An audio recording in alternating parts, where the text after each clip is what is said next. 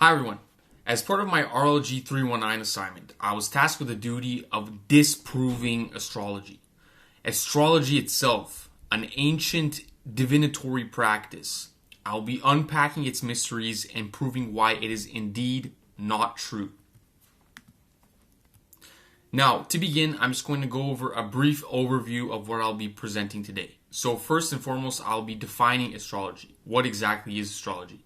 Next, I'll be going over a brief overview of the arguments that are usually posed as pro-astrology arguments. Next, I'll be displaying my arguments against astrology. And finally, I will finish off with my concluding remarks. Now, obviously, to begin, it is important to define astrology. I'll proceed with a classical definition of astrology, where by classical I mean the use of astrology in the Greek and Roman worlds. Astrology itself is a divination system, so that is a system of knowledge aiming at foreseeing the future or at discovering hidden events. Astrology aims at identifying correspondences between celestial events and the earthly world. So the goal of classical astrology is to forecast the future and to analyze present realities based on the movement of a series of celestial bodies through the zodiac.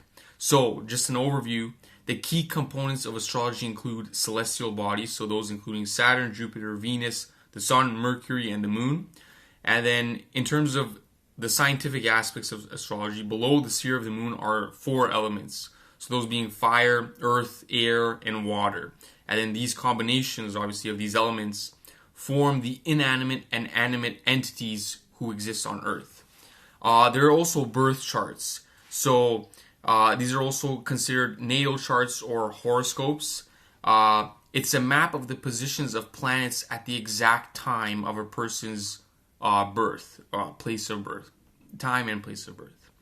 The birth chart includes the positions of the sun, moon, planets, and other astrological points in relation to the zodiac signs and houses. So astrologers analyze these birth charts to gain insights on an individual's personality traits, strengths, weaknesses, and life events. And now, finally, obviously, a major component of astrology is zodiac signs. So, as you can see here, there are 12 constellations of the zodiac, so occupying 30 degrees each, so totaling for 360. Obviously, we have the 12, so those being Aries, Taurus, Gemini, Cancer, Leo, Virgo, Libra, Scorpio, Sagittarius, Capricorn, Aquarius, and Pisces. So as you can see on the chart on the right, each of these signs have a corresponding date and then obviously corresponding symbol. So in the case for myself, my birthday, so I'd look at my birthday, it would be on June 17th. So if I look for the exact date, that would line between, or that would be between May 21st and June 20th, hence meaning I am a Gemini. And so associated with each zodiac are obviously horoscopes. So those being for a year, a month, a day, anything like that. So an example of a daily horoscope coming from the previous slide would be what I have here for March 14th, 2024. This is just something I found on a website. As many of you are aware, horoscopes are very popular with many university students. So in my case, me being a Gemini, I was given the daily horoscope of work could be a real drag today, Gemini. You might be expected to put in more hours than normal, and your heart isn't in it right now. And it goes on to proceed. But the accuracy of horoscopes may not be the case, which I will argue. In fact, March 14th may have been one of the best working days of my life. Maybe. Anyways, now that we have a general understanding of astrology, is astrology necessarily true? Pro-astrology arguments are typically based on subjective experiences.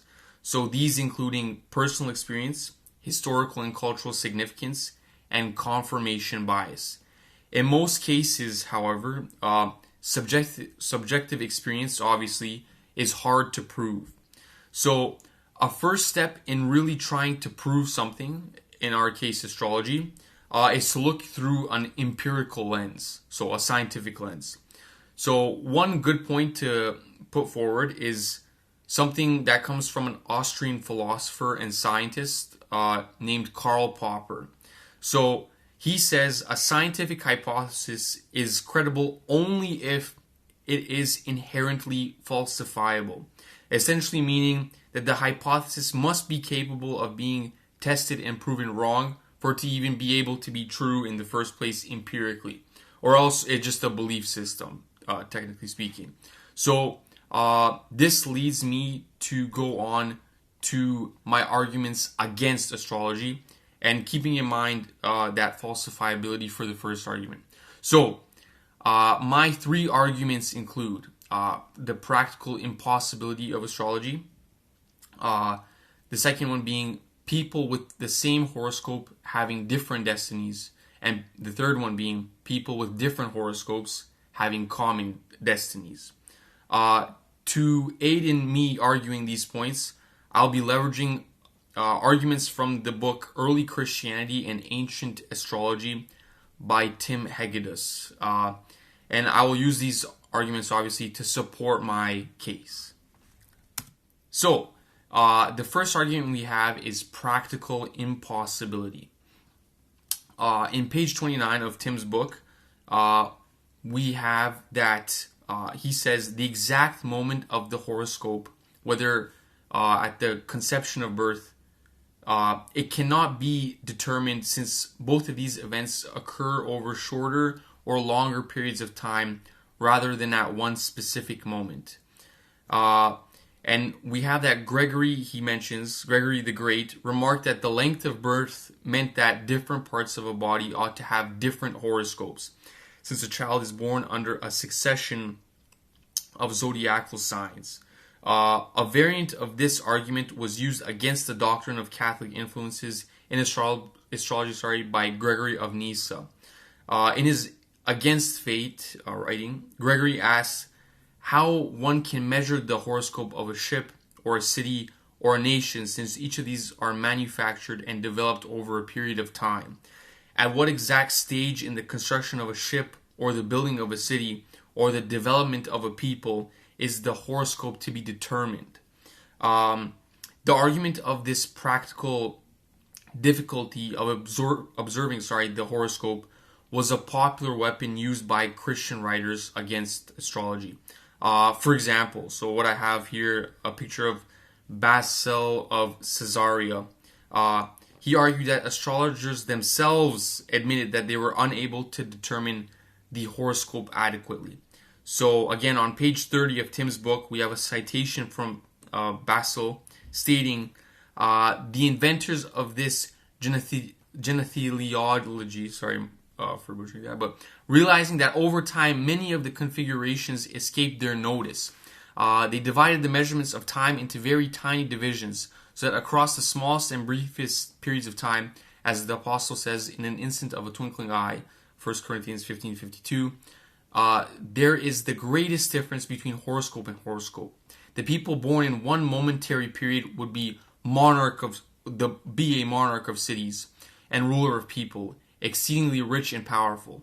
But the one born in the next moment of time would be a beggar, going from door to door for daily sustenance.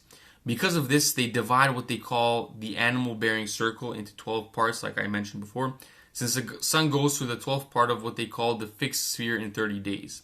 They have divided each of the 12ths into 30 parts, and then they divide each part into 60 parts, minutes, and each part, then each of the 60 is 60 times into seconds.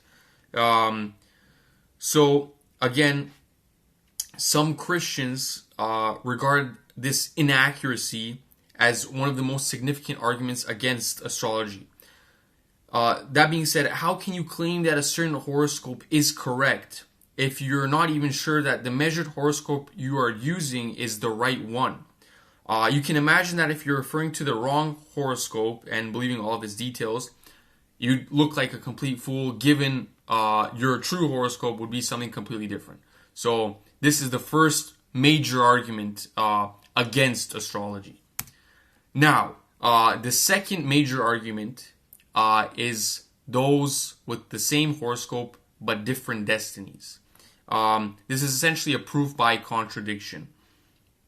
So this argument and the next one I mentioned earlier, they both carry the same assumption. So that being that astrological fate entails that those who possess the same horoscope will have the same destinies in life, while those who have different horoscopes will have different destinies.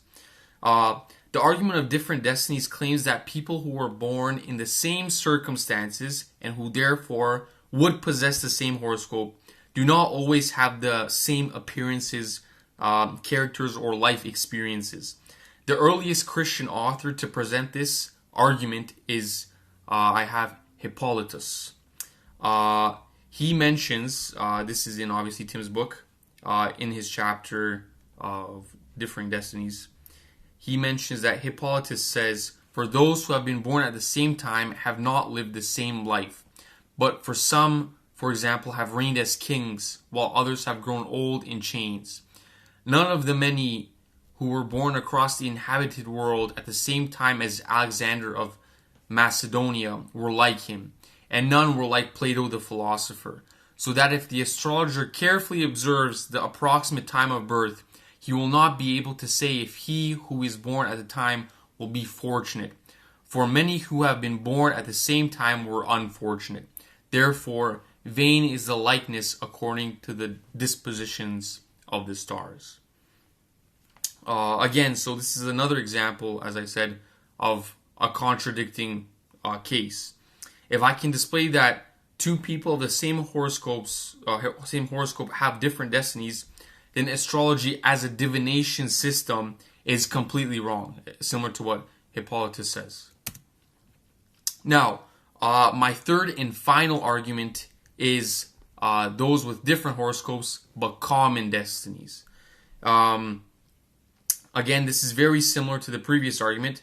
If individuals have different horoscopes, why is it that they can also have common destinies? This means fate, in the astrological sense, has proven itself wrong again.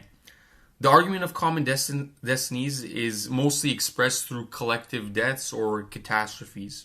Again, we have on page 87 of Tim's book a citation from Saint Gregory of Nyssa, who says, "And what would you say about the nation that was wiped out by disasters in war? What fate and whence, taking its beginning against them, killed some and enslaved others through captivity?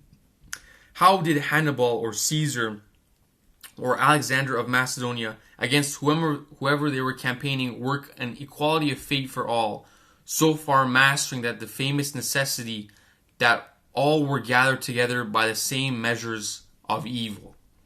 Again, given a common catastrophe, no matter what horoscope each individual had, they all ended up facing the same fate. Again, displaying a proof against astrological fate by contradiction. So it contradicts itself as a divination system.